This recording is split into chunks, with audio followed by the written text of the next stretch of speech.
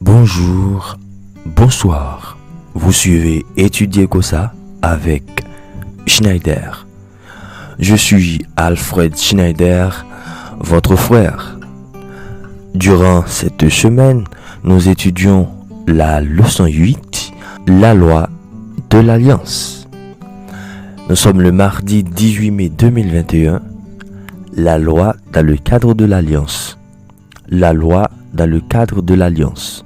Nous trouvons le verset à mémoriser dans Deutéronome 7, le verset 9, disant « Sache donc que c'est l'Éternel, ton Dieu, qui est Dieu.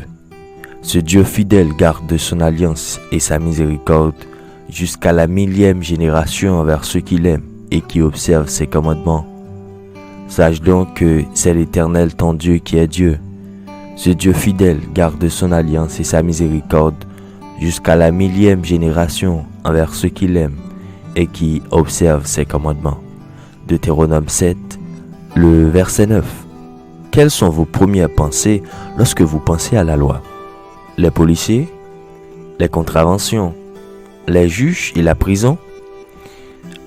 Ou pensez-vous aux restrictions, aux règles, aux parents autoritaires et aux punitions? Ou peut-être pensez-vous à l'ordre, à l'harmonie, à la stabilité, ou peut-être même à l'amour? Le mot hébreu Torah, traduit par loi dans nos Bibles, signifie enseignement ou instruction. Le terme peut être utilisé pour désigner toutes les instructions de Dieu, qu'elles soient morales, civiles, sociales ou religieuses. Il implique tous les sages conseils que Dieu a gracieusement donnés à son peuple afin qu'il puisse avoir une vie abondante, ainsi bien physiquement que spirituellement.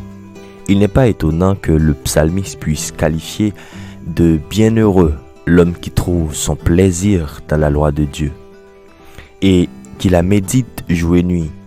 Le psaume 1er, le verset 2. Lorsque nous lisons la loi ou la Torah, les instructions et les enseignements consignés dans les livres de Moïse, qui sont devenus une partie de l'Alliance d'Israël, nous sommes impressionnés par le large éventail d'instructions. La loi touche à tous les aspects du monde israélien. L'agriculture, le gouvernement civil, les relations sociales et cultes. Pourquoi pensez-vous que Dieu a fourni autant d'instructions à Israël? De quelle manière ces instructions étaient-elles pour leur bien? L'œuvre de la loi dans le cadre de l'Alliance consistait à fournir des lignes directrices à la nouvelle vie du partenaire humain de l'Alliance. La loi introduit le partenaire de l'Alliance à la volonté de Dieu afin qu'il apprenne à connaître au sens large du terme en obéissant par la foi et à ses commandements et aux autres expressions de sa volonté. Le rôle joué par la loi dans la réalité vivante des relations de l'Alliance a montré qu'Israël ne pouvait pas suivre les lois des autres nations. Il ne pouvait pas vivre selon la loi naturelle, les besoins et les désirs humains, ni même selon les nécessités sociales, politiques et économiques. Il ne pouvait pas continuer à être la sainte nation, le royaume sacerdotal et le trésor spécial de Dieu que par une obéissance sans compromis à la volonté révélée du Dieu créateur de l'Alliance dans tous les domaines de la vie.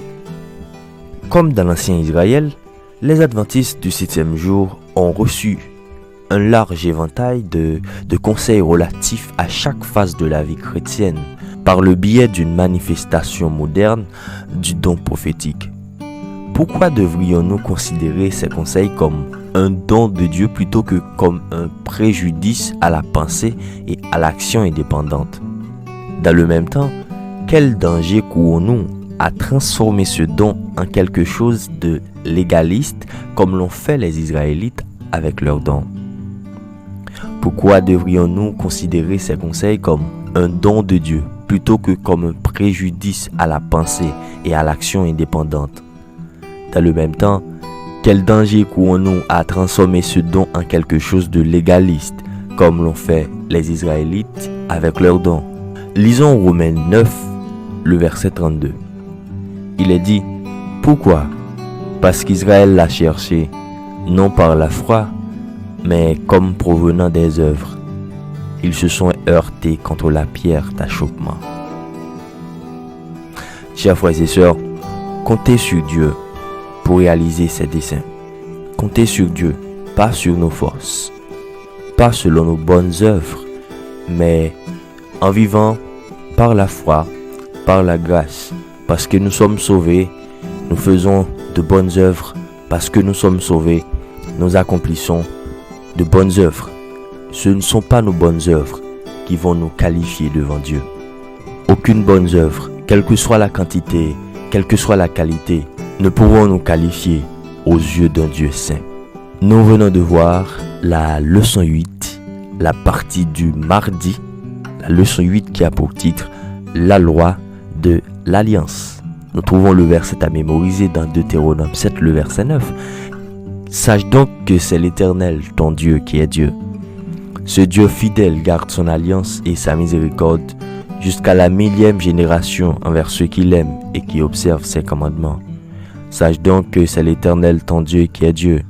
Ce Dieu fidèle garde son alliance et sa miséricorde jusqu'à la 1000e génération envers ceux qui l'aiment et qui gardent ses commandements. » Deutéronome 7, le verset 9. Je vous souhaite une bonne et excellente journée dans la paix de Dieu. Veille le soir, veille toujours.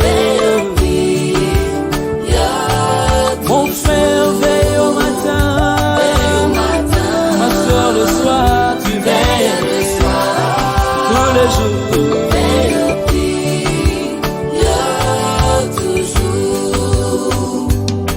La prière, mes frères, c'est la plus grande